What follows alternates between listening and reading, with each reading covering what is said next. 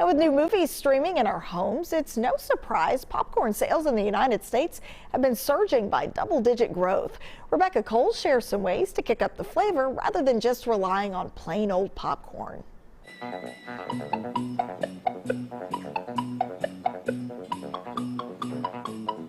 Who doesn't love a big bowl of popcorn for a movie? You know, if you're at the theater, it's going to be loaded with butter. That's what you get. But at home, you can kick it up and spice it up. We're going to talk about that. But first of all, let's get something cleared up. What's the difference between white popcorn and yellow? Well, just take a look. First of all, the white popcorn pops white. It technically is smaller.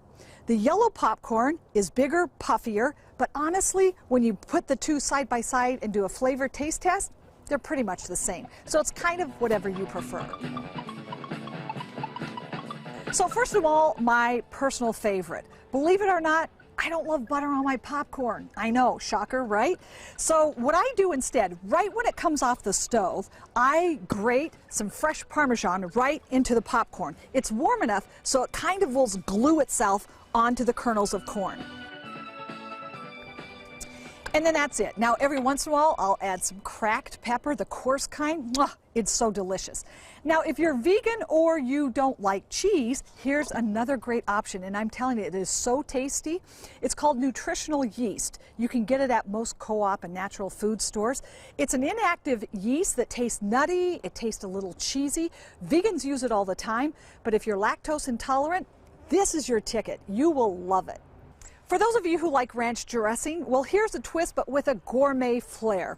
Here we're going to put together some spices that include dill, chives, garlic powder, onion powder, salt and pepper. Start by measuring out ½ teaspoon of dill, ½ teaspoon chives, these are dried chives, ½ teaspoon both of the onion and the garlic powders, and then ¼ teaspoon of both the salt and pepper.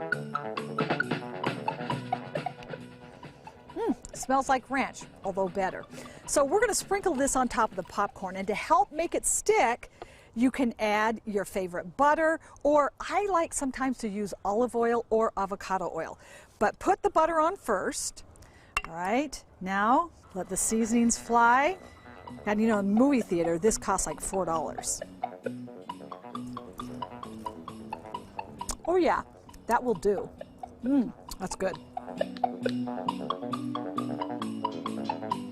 Now for those with a sweet tooth, here is a version of Mexican cocoa on popcorn. This is what you'll need. You'll need 1 tablespoon of unsweetened cocoa, 1 tablespoon of powdered sugar, 1 teaspoon of cinnamon, ¼ teaspoon of salt, and a pinch of cayenne pepper.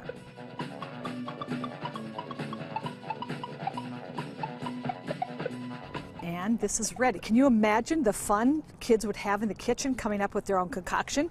Again, take your popcorn.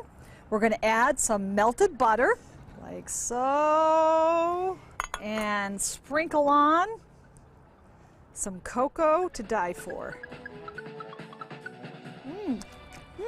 Sweet, salty, whew, a little peppery.